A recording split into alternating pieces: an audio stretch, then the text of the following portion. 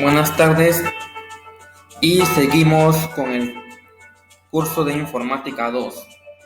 En este video hablaremos sobre el tema 2, que es Historia de la Computación. Empezamos rápidamente con el subtema 2.1, que es Antecesores y razón de la existencia. La primera máquina de calcular mecánica fue un precursor del ordenador digital. Fue inventada en el año de 1642 por el matemático francés Blaise Pascal. Aquel dispositivo utilizaba una serie de ruedas de 10 dientes, en las que cada uno de los dientes representaba un dígito del 0 al 9. Las ruedas estaban conectadas de tal manera que podían sumarse números, haciéndolos avanzar al número de dientes correcto. Y en el año de 1670, el filósofo y matemático alemán Wolfgang Wilhelm Leibniz perfeccionó esta máquina e inventó una también que podía multiplicar.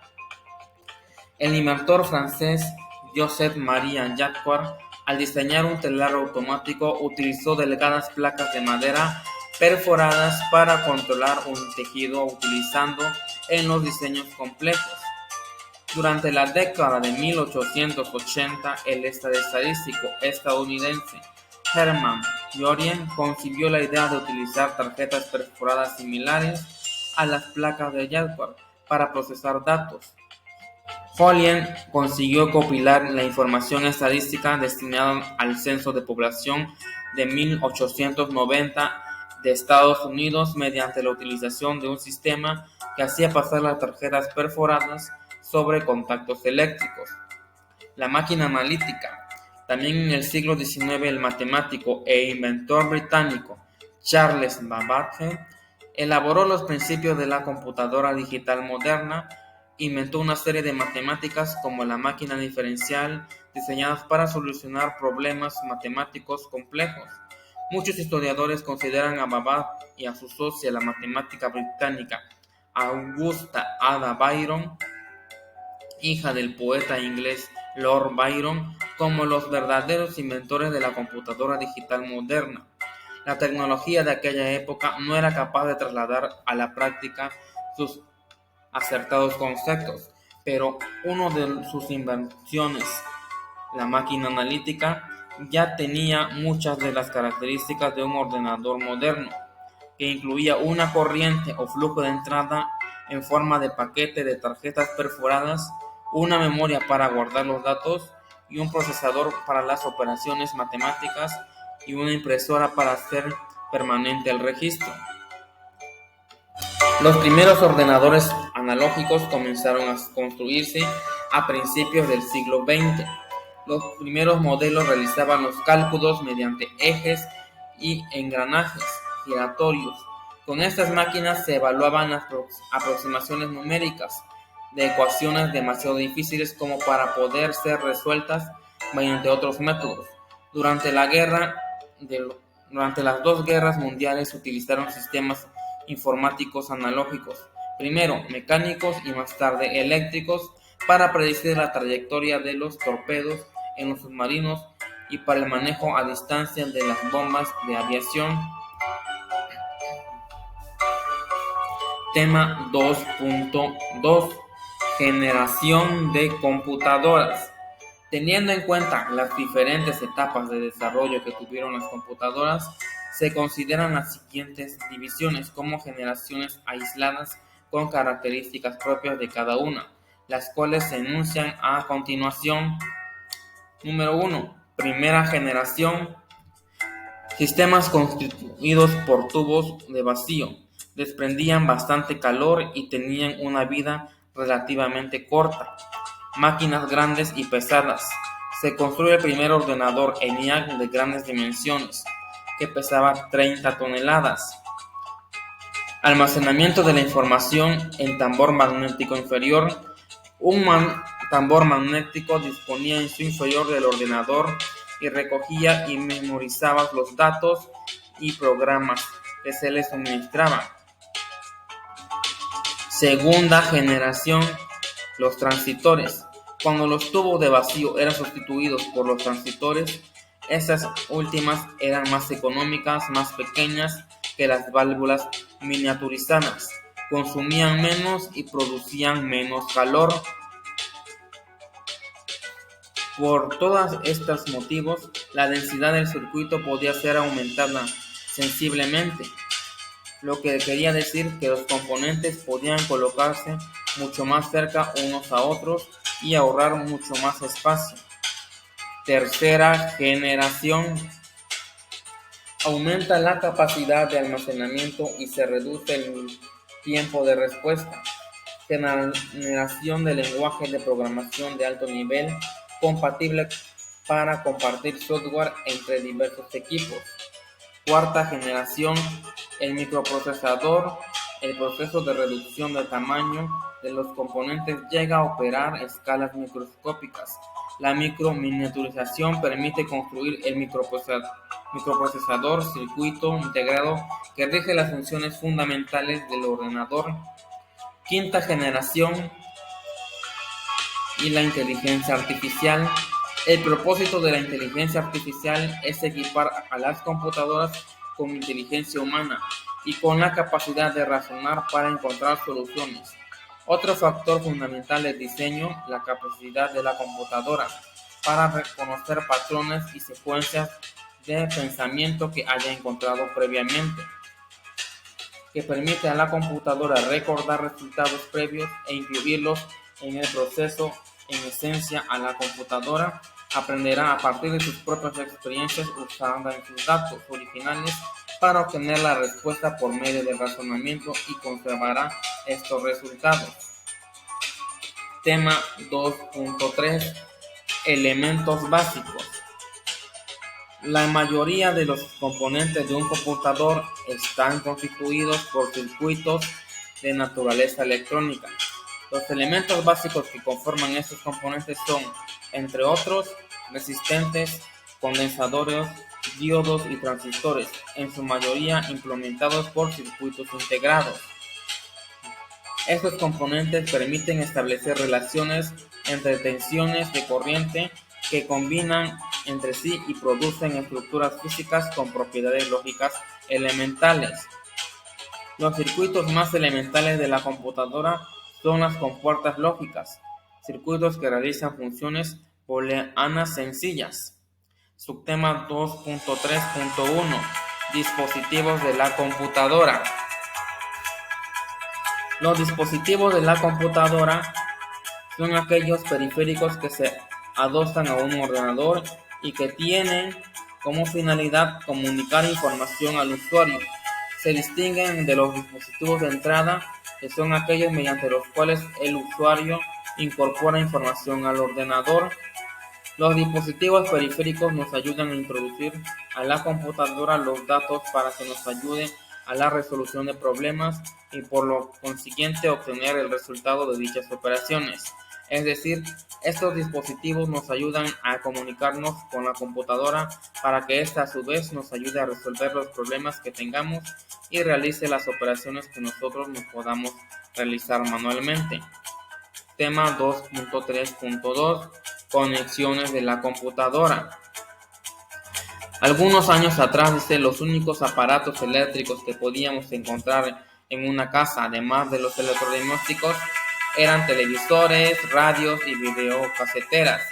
Actualmente es muy común encontrarnos con TV, LCD, LED, plasmas, DVD, computadoras, teléfonos celulares, consolas, sistemas home charging, entre otros, y es lógico que a medida que aumentan los equipos, aumentan los tipos de entradas y conexiones de los mismos.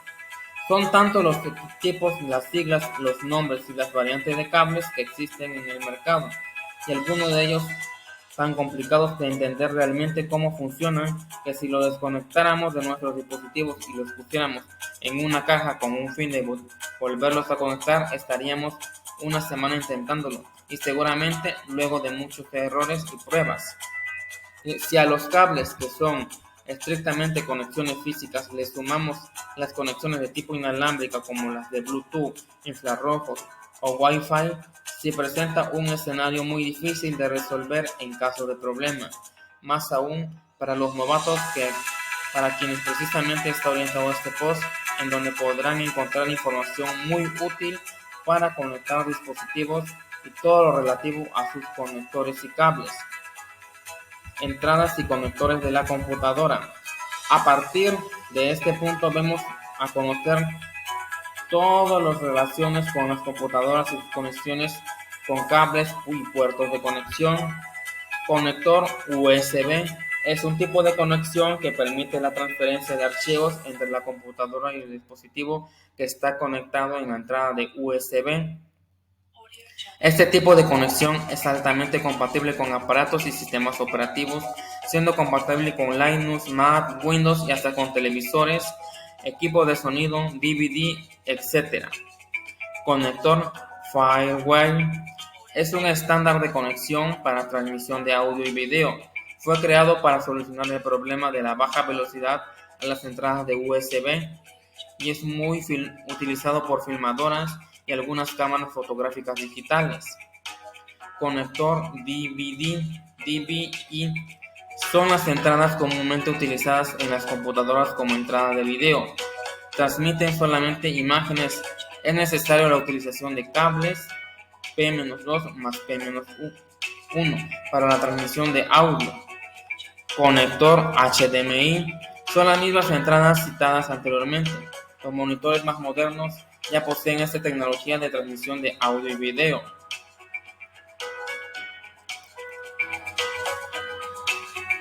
Conectores de audio.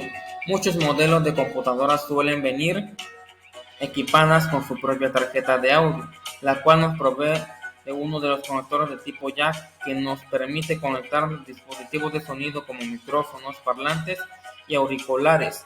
La mayoría de las tarjetas de audio modernas en la actualidad son 5.1 y implementan un código de colores para cada conector. En este sentido, contamos con un conector estéreo y un color de color verde, y para la salida de parlantes un color de salida color azul, line out, y el conector de entrada de micrófono color rosa, los cuales pueden ser utilizados para la conexión de un sistema de audio multicanal si así se requiere. Subtema 2.3.3 ¿Cómo conectar la computadora? Una red de computadoras es un grupo de dos o más computadoras conectadas por un enlace común de comunicaciones de forma tal que pueden compartir datos, recursos y dispositivos periféricos entre ellas. Primero, consigue el equipamiento necesario para crear la red de computadora. Para poder establecer una red de computadora se necesita un cable o una conexión DSL y un módem. También se necesita un router automático. Antes de comenzar con la configuración, averigua el nombre del usuario predeterminado del router, la contraseña junto con la dirección web. También confirma que cada computadora o dispositivo que vayas a conectar en la red tenga instalado un adaptador de red inalámbrica. Sí. Conecta el módem de cable a una toma activa. Los módems de cable se conectan a un cable coaxial corto que proviene de una toma de la pared.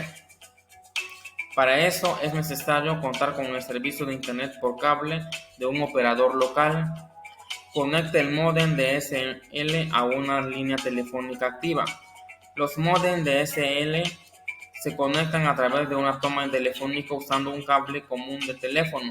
Generalmente vienen con el módem cuando lo compras. Para hacerlo es necesario contar con un servicio de internet de un operador local.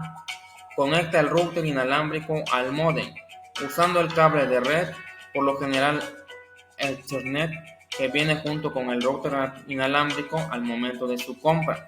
Conecta con un extremo en el módem y con otro extremo el primer puerto que esté disponible. De izquierda a derecha en la parte trasera del router inalámbrico, el primer puerto generalmente tiene asignado un color distinto al de los otros puertos. Conecta la computadora que va a funcionar como host anfitriona al router inalámbrico. Conecta un extremo del cable de red USB o a Internet al adaptador de red de computadora y el otro extremo al próximo puerto disponible en el router inalámbrico.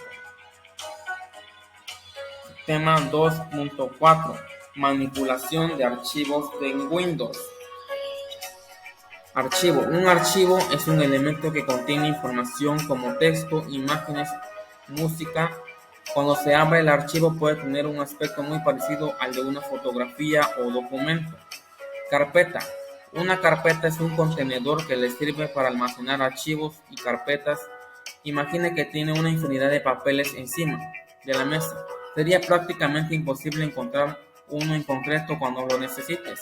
Por este motivo, los archivos en papel suelen almacenar en archivadores. Las carpetas de un equipo funcionan exactamente del mismo modo. ¿Cómo crear una carpeta? Para crear una carpeta, primero hay que situarse en el lugar donde deseamos crearla. Luego hacer clic en el botón Nueva carpeta en la barra de herramientas. Podremos observar una nueva carpeta que tiene como nombre Nueva carpeta.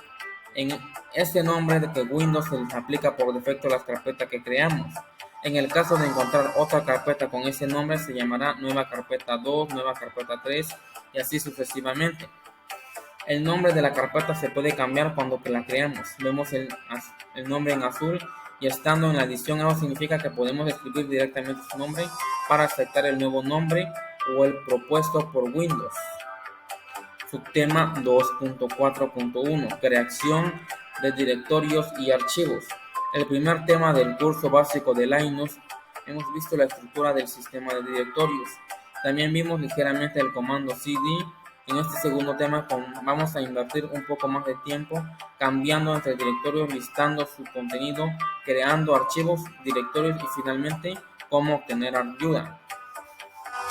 Cambiar un directorio. Podemos cambiar directorios de varias formas con cd.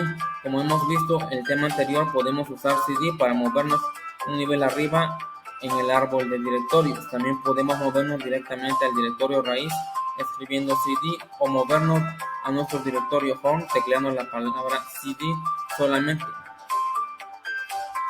Comando de listado. Un comando de listado más importante y más utilizado por Linux es is, listar. Este comando se utiliza para listar el contenido de un directorio o subdirectorio y mostrar su contenido.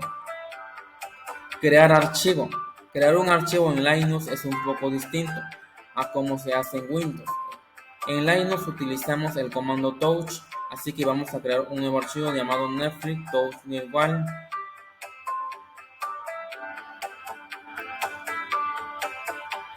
Tema 2.4.2 Manipulación de directorios. Crear, renombrar, eliminar, copiar y mover. Es muy importante tener la habilidad de crear, manipular y renombrar archivos y carpetas. Esto con la finalidad de tener organizadas nuestras notas y facilitar su búsqueda. Para crear archivos y carpetas existe una variedad de maneras distintas para crear carpetas en Windows. Para crear una carpeta lo primero que tenemos que hacer es colocarse en el sitio donde vamos a crearla y posteriormente daremos clic en Nueva carpeta. Manipulación de archivos. Otras habilidades que tenemos que manipular es el copiar y enviar, a mover, eliminar o cortar, lo cual nos facilita trasladar archivos o carpetas a un sitio donde se nos facilite la búsqueda o para organizar estos elementos. Cambiar nombre. Otra operación primordial en la manipulación de archivos y carpetas es el cambio de nombre. Esto con la finalidad de tener debidamente organizados y titulados cada uno de nuestros archivos o carpetas. Los pasos que seguimos son seleccionar el elemento el cual deseamos darle otro nombre. Luego damos clic en ratón sobre el archivo o carpeta y nos selecciona el nombre con el cursor dentro del recuadro y procederemos a cambiar el nombre. Otra forma es seleccionando cambiar el nombre en el menú contextual o el botón organizar. Una vez elegido el nombre de la carpeta o archivo, este será seleccionado y con el cursor en el interior del recuadro del nombre escribiremos el nuevo nombre. Pulsaremos Enter o simplemente daremos clic fuera de la carpeta o archivo para que los cambios se vean reflejados.